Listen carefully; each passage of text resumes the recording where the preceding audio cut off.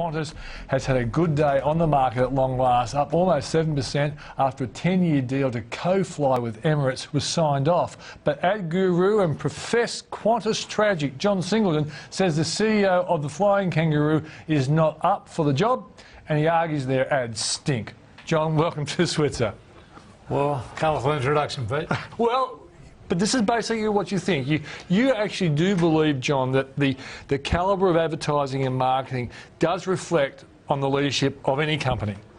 It always does. And I guess, therefore, by saying that the advertising and marketing of Qantas has reached an all-time low, therefore it does reflect on Alan Joyce. Yeah, and in a sense, the share price is there. And today. Not today. It kicked up today. It went up today. It went up today. Would have got up more if they say we've given over all our management to Emirates because they know what they're doing and we don't. Oh, that's a strong point. Now, I guess another question I should ask you then is if Qantas had been run the way you think Qantas should be run, would the deal with Emirates have been an essential thing, or could Qantas have been a standalone operation? Well, Qantas has been run in my time through very powerful chairman and CEO teams, going back for Gary Pembert and James Strong, Margaret Jackson, Jeff Dixon.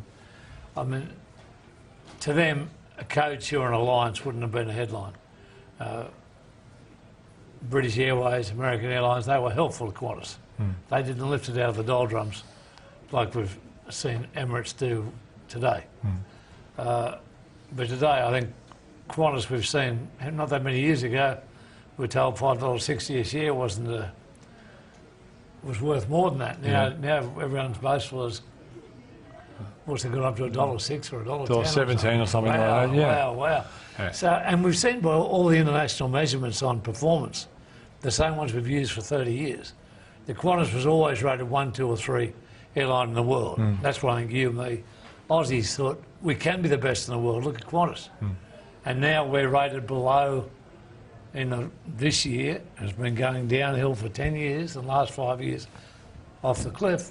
We're down behind Garuda, we're down behind Turkish Airlines, we're certainly way behind Virgin and way behind Emirates, which is right up where we used to be, we being Qantas. And it's reflected in the advertising, which I only commented upon to you because it has been, even though I was a small part of keeping it going, I can't take any credit for initiating it. And what I saw during the Olympics, those who use the Olympics well, such as Swiss, such as Telstra, then I saw those who wasted it, like Qantas. I thought, good God. So you're talking about the new ad, and you're comparing it to the ad that you're associated with. I still call Australia home. But you didn't create it. I had enough brains to keep it going. Yeah. And certainly everything needs a new twist.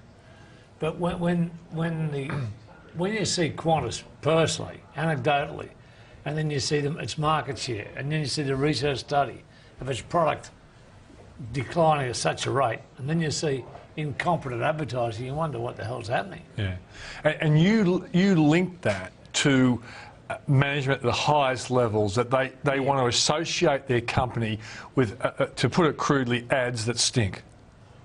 Yeah, once you've got no comprehension of marketing or advertising or your customers, which is reflecting in advertising, then your product will inevitably go down. There's been no exceptions to that. You've only got to look at the Telstra we mentioned before. Telstra now has they understand their customers. David Thodey's taken over from the Amigos. The marketing's gone up, the market share's gone up, the share market's gone up. And you don't think that's a coincidence? You think no, it never is. Sol Trujillo's gone with the 3 Amigos, as you call them? Hopeless. Frank Blunt and Charlie Zoi, they were Yanks, so I'm not racist. Yeah. They came over when Optus had every chance. We had to vote. Do you want to switch to Optus? Everyone had a telecom horror story. They agreed like that, changed the name to Telstra, go the Australian route. Remember, this is Australia calling. And why sell ourselves down the river to the Singaporeans? And we want over 90% of the vote, and Telstra, Optus almost gone. So the point you're making then is that the leadership then can be reflected in the calibre of the advertising. Can you give me an example of when, say for example, Dixon or Strong, what was leading Qantas, where they actually had input into advertising that showed that they got it? Yeah, the day-to-day running of advertising they left to others. But when it came to the positioning of the brand, what Qantas stood for, both James Strong, who I didn't work with day to day, and Jeff Dixon, who I did at Ansett, then at Qantas, there wasn't a big ad that took part where he didn't dissect it scene by scene. There wasn't a time when I was on a flight with him where he didn't go and talk to the pilots, the hosties, the engineers, the baggage handlers. Now when I fly Qantas, you know, all they come up because they know somehow or other you've got something to do with Qantas and have had for a long time. And they say, can you get through to these blokes, being the chairman and the CEO, can you get through to these blokes, da, da, da, da. So you're getting staff asking you...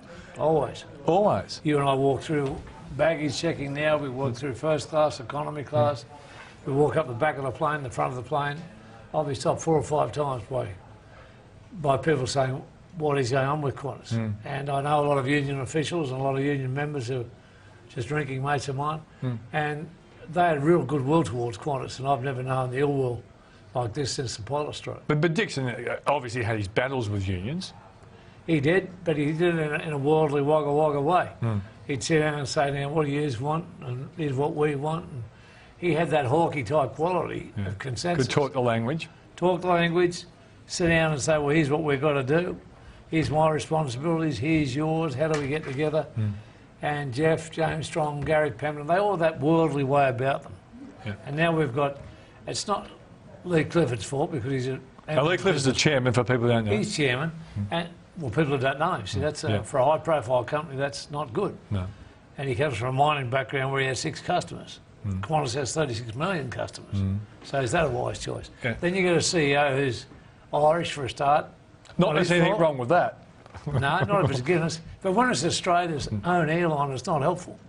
And Alan, there were 3 superstars at Qantas under Dixon. There was Borghetti, look what he's done at Virgin. There was Peter Gregg, who's now gone to Leighton's. Wild King's old job. And heaven help him.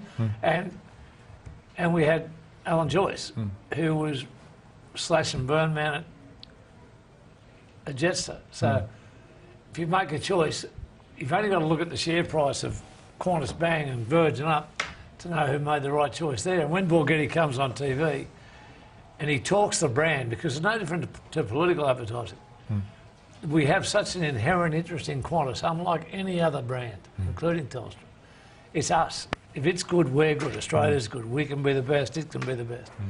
So the inherent interest in the CEO is not paralleled by any other customer. When the CEO is wrong, and it's not Alan's fault, he was eligible, he got the job, but he always looks like he's just announcing a funeral. I mean, even tonight I heard him on, haven't seen him, I heard him announce the Emirates thing. I thought, oh, my grandmother's recovered, but you know, I think the next stroke will get her, sort of. It wasn't if it was John Borghetti, you go, wow.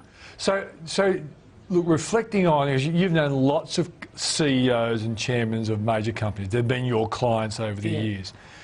Have there been many who are successful, who run away from the media, who aren't prepared to stand and talk about their companies? No, there are most who are reluctant debutantes, but they realise it goes with the territory, increasingly. And it is the case in the world. I read the Steve Jobs book recently, which I don't read many books, but... Yeah, a great book. A great book. Walter there was Isaacson, a guy who was not made for a public profile, but he sat there and every design, from the logo through to the design of the product, through the design of the advertising, the commercial itself, he sat in it. There was one guy he trusted from Chiat and Day, an advertising agency, who'd retired. He didn't care. He just wanted him at every meeting because he knew that if the packaging, the product didn't look right, didn't feel right, the advertising wasn't right, Apple could go under. You brought up the name Jobs, and Jobs is, when I read the book and analysed what he did, he understood customers, and in your game, your job is to understand customers even better than the people you work for, so your ad actually has great traction. Are you then arguing that the ads we're seeing now are a reflection of that Qantas has lost contact with their customers? Is this the inherent argument? Yeah, no idea. No idea. So, no idea? No idea of his customers, because if you look at the ads, you are the reason we fly. I think well, that's not the reason they fly at all, and no one believes it, and it's nonsense. Now I believe Miranda Kerr's been signed as brand ambassador for the, well, what's the next pole dancing? I mean, great for cosmetics, a great model, great role model, probably a lovely girl for cosmetics. Qantas, no, I don't think it so. doesn't. You don't think it's a game changer? And obviously Qantas needs a game changer because they've gone to Emirates to improve their potential profitability. But you're saying it's more than just running off to another partner to improve things. The business has to be improved. It's just symptomatic of their...